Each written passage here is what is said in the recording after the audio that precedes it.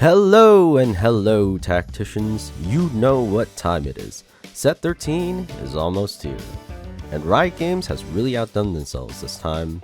From brand new Anomalies shaking up every game, to the return of reworked encounters, and an entirely fresh lineup of new champions. This set promises to bring a whole new level of strategy and unpredictability to TFT. If you're looking to get ahead of the competition and master these new changes, you're in the right place. So let's cue up the intro and let's jump in and start exploring everything Set 13 has to offer.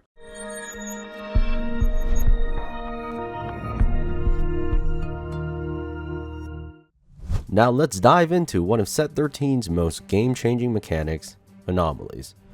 At stage 4-6, the Anomaly shop opens up, giving you a rare opportunity to pick a massive buff for one of your carries. Imagine having the power to customize your main champion's strengths to suit your strategy or even adapt to the current game. In the Anomaly shop, you can choose a buff that could be the key to turning the tide, or if you don't see what you need, you can keep re-rolling until you run out of gold. Here are some examples of anomalies that I found to be very useful or can be absolutely game-changing. You can also see the full list of anomalies in the link listed in the descriptions below.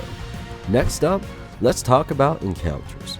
First introduced in Set 11, encounters are back in Set 13 with a fresh new rework.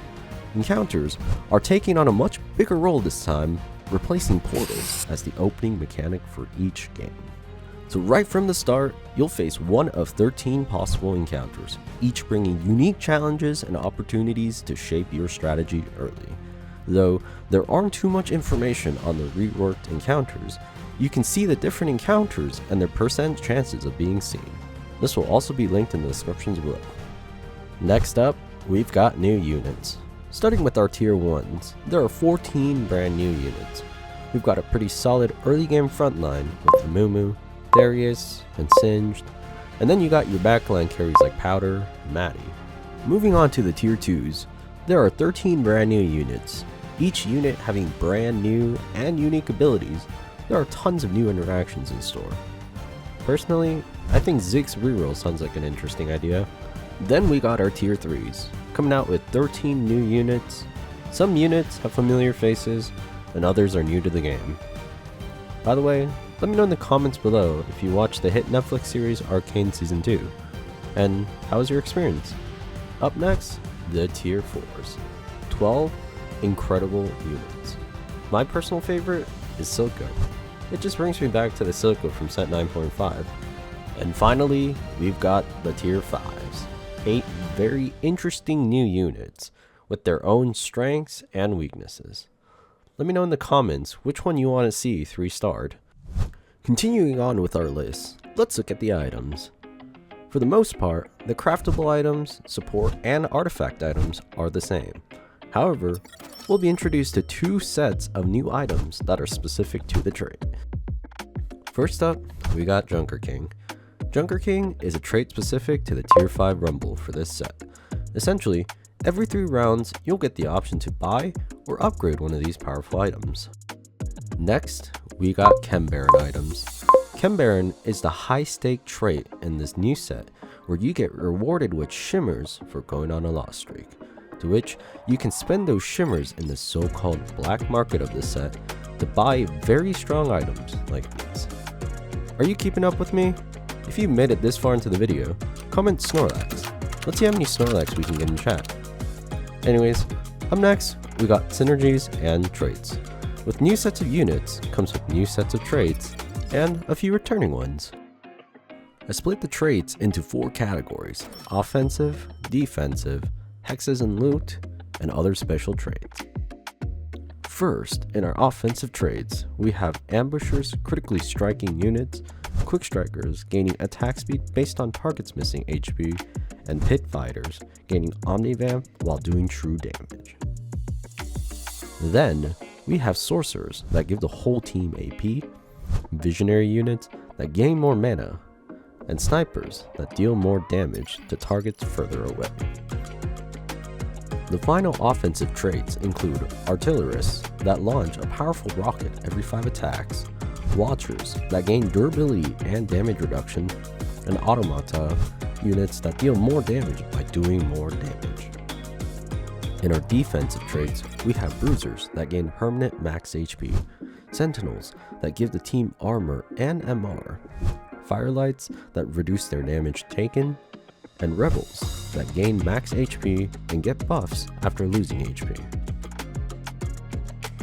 The Hexes and Loot traits are pretty unique and powerful in their own way.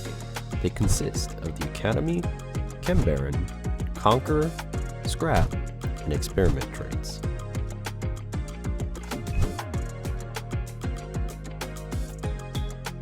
And finally, we got some other special traits like Form Swapper, Black Rose, Emissary, Family, and Enforcer.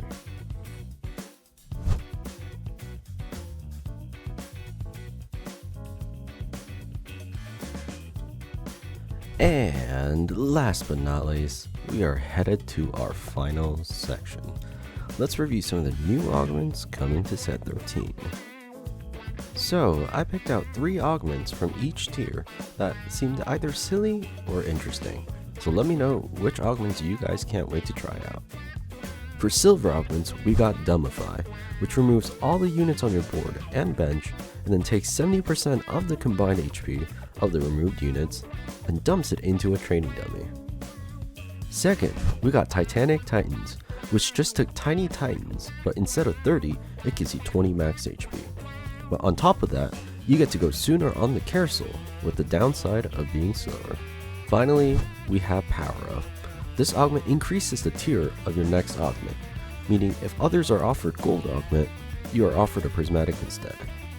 For the gold augments, we got BRB, which just took the silver augment AFK, but instead of gold, you gain 2 completed item invils. Very nice indeed. Next, we have Contested, which, whether you're being contested by others or not, it's just an easy way to make money. And for the last gold augment, we have No Scout, No Pivot, which gives you a benefit for hard committing specific units. Last but not least, the first prismatic augment is Tomb Raider 2, which lets you gain more items as players get eliminated. Next, there is Investment Strategy 2, which gives your champions 10 max HP per interest you earn, while setting your new max interest at 7. Finally, we have Quality over Quantity, which incentivizes units to carry only 1 item as it turns that item into a Radiant. And that's all I have right now about Set 13. If you want to get more information and guides pertaining to the Set 13, make sure you subscribe and stay tuned.